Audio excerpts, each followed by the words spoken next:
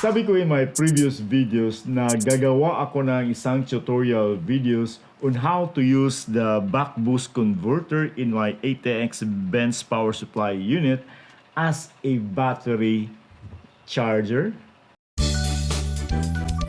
Una sa lahat, mag-subscribe muna kayo sa aking channel para suportahan ito. You may also join this channel as a member to avail of exclusive perks like priority in comments reply and early access or exclusive access to some videos for members only. You can also help fund some projects here by sharing Super Tank. Wow! To monitor the temperature of the battery during charging, the Cinelink Buck Boost Converter has an interface for external temperature sensor. The manufacturer requires 10K NTC 3950B external temperature sensor, which is cheap and widely available in many online selling platforms. Nakabili na ako ng thermometer. Ito siya. Medyo 1 meter yung haba ng kanyang kable. Actually, dalawa yung nabili ko kasi hindi pwede isa. So, dalawa yung nabili ko. Then, i-insert natin ito siya dito sa kanyang socket. May socket siya na paglalagyan dito. Ito siya. So, just insert it. Yun lang, kadali. Yun lang. So, meron akong thermometer to measure the temperature of the battery during charging. Then magsiset tayo ng limit ng temperature. For example, 60 degrees Celsius. Kung aabot siya ng 60 degrees Celsius, automatic yung buck boost converter mag-stop charging to the battery para hindi masira yung battery.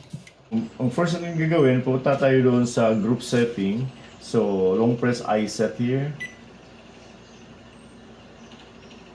Then, makikita natin itong different parameters. Forward tayo doon tayo sa hanapin natin ang ETP or the External Over Temperature Protection Value. OUP, OCP, OPP, DH, OPH, OHP. Ito, OTP muna tayo. Yung OTP, nakaset yan sa 100 Pro. Actually, ang default yan is 95. So, yung OTP is the over temperature protection value. That's the internal doon sa converter mismo. Doon, ito yung temperature. Kung aabot ng, for example, 100 degrees centigrade, then magsa-stop ang converter para to protect the unit, especially yung kanyang regulator. Okay? So, ang gagawin natin, pwede natin ibalik to siya. So, you can set the figure here. You see? So, ibalik ko to sa 95. Ito yung actually yung default ng 95. Nilagay ko lang yan sa 100. So, after that, naset na yan siya. Then, you proceed to another. From OTP, ang next is the ETP. The ETP, yun ang sinabi ko kanina, the External Over Temperature Protection Value. Kaya sinabi external kasi ito yung external temperature sensor or thermometer yung ginamit niya. Okay? So doon siya magme-measure. Ito yung ano niya.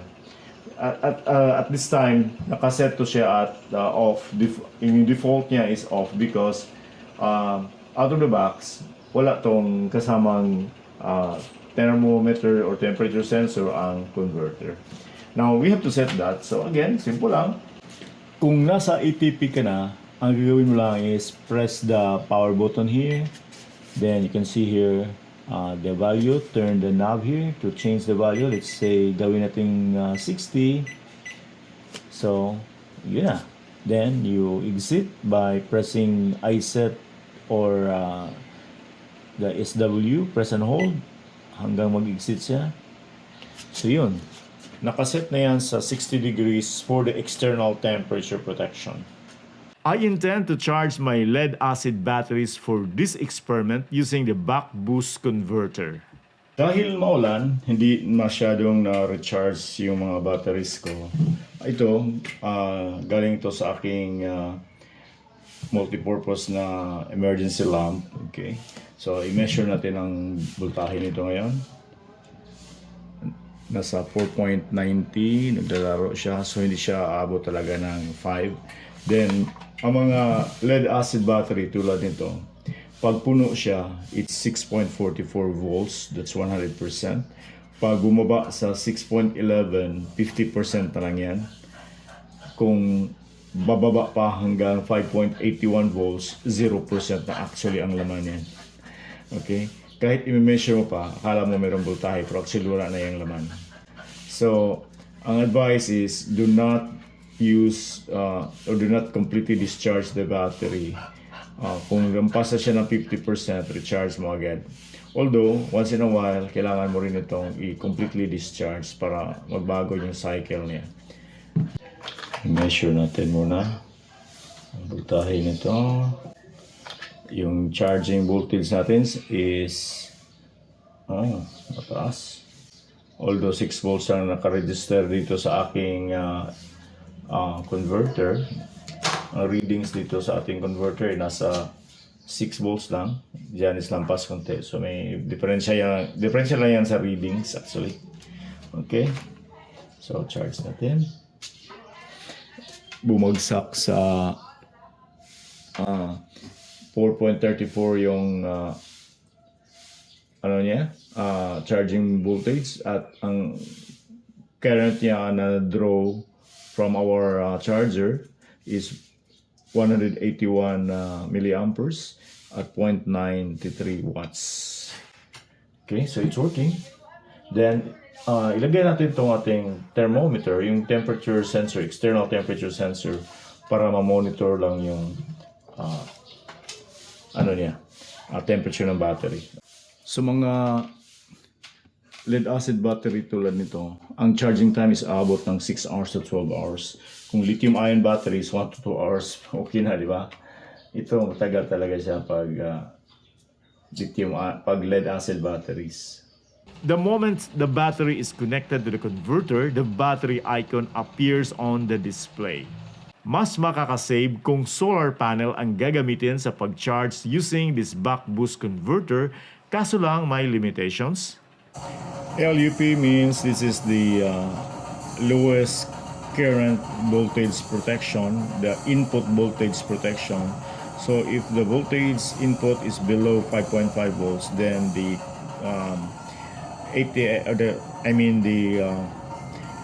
buck boost converter will not operate.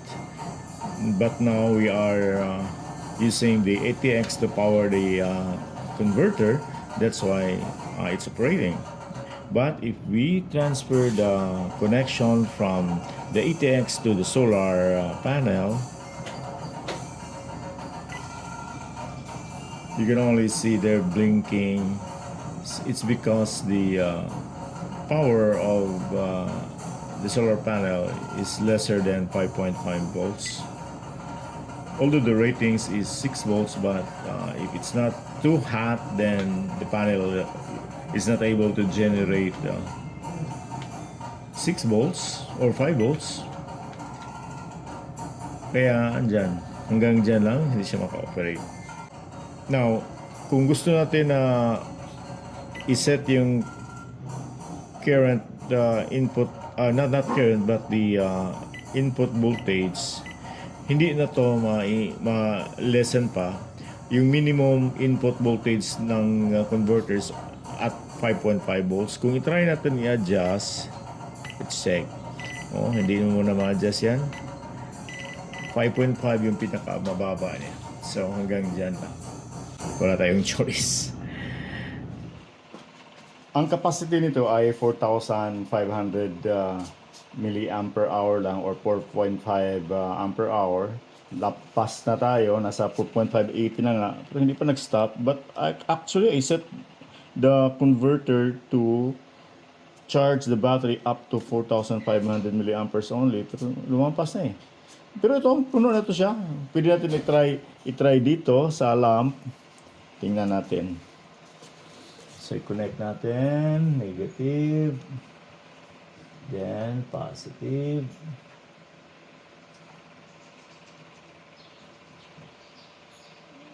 Okay, let's turn on. Oh, you see? Okay. So, okay na yan. Meron naman akong isa. Ito siya, dati dito to. So, hindi na siya nag-charge. So, i-try natin kung pwede dito ma-charge sa converter. Ito na naman ang i-charge natin. Let's try. Pareho lang itong dalawang baterya ito. Okay. Let's see ano mangyari. Look at this one. Naka-constant current siya at 0.4 amperes. Then, nasa 4.5 ampere hour na siya eh. Pero yung voltahe niya is at 4.88. Manipis lang. Sinubukan ko mag-charge ng ibang baterya ngunit nanatili ang readings ng charging sa previous charging. Ginawa ko, restart ko ang converter, ang buong Benz power supply. So, na-reset ang parameters dito sa converter. Kasi simula lang nitong mag-charge eh. Kanina kasi na-continue niya yung parameters niya from the previous battery. Ito, bumalik na siya ulit from the start. But dito, instead of constant voltage, naka-constant current siya at 1 ampere ang current niya ngayon. Constant current siya. Then yung voltage niya at 5.56. Umakyat eh. Iba to eh. Hindi ko maintindihan. Bakit? Kasi nakaset yan kanina sa constant voltage na 7.5 volts. Nagbago siya. Naging constant current na siya. Hindi ko maintindihan. Obserbahan mo lang natin. And now, it changes to constant voltage at 7.5 volts. Then the charging current is 2.7 amperes. And we are already at 1.22 ampere hour. Ganon siya kabilis. So, ibang baterya to, klaseng baterya to. Okay, anyway. Observe rin natin para maintindihan talaga natin tong charging process ng converter na to. Ang bilis, umabot ng kanyang capacity na 4.5 ampere hours. Tingnan mo. Then, ilang oras lang? Few hours lang. It's only about 1 hour and 44 minutes. So, this is about 2 hours, umabot na siya hanggang doon. Pero, kung titingnan natin yung temperature niya sa battery, may nilagay ako dito na temperature sensor na nasa 50 degrees centigrade na siya. Ang limit nitong, ang nilagay ko na limit nitong converter ay hanggang, I think, 60 degrees centigrade. So, kaya pa niya. Pero maugong na maugong yung fan ng converter. Malakas ang ugong niya. Kasi, mabilis kasi. Ang current niya ay nag-aabot nga ito ng 3 amperes. Then, there are times na ang ni-maintain niya yung current, naging constant current siya. Ngayon, nasa constant voltage naman siya. So, mag-up, down, o nag-change siya, kusa siya nag-change by itself. Nag-change siya from constant voltage of 7.5 volts or constant current. Di ko talaga ma-explain kung ano talaga yung process nitong converter na to. Okay, so try natin kasi nasa naman tayo, nasa 4.5 na. Try natin dito sa kanyang baterya, ang baterya dito sa kanyang emergency lamp kung kaya ba? Kaya na bang magpailaw? Medyo mainit pa pero try lang natin.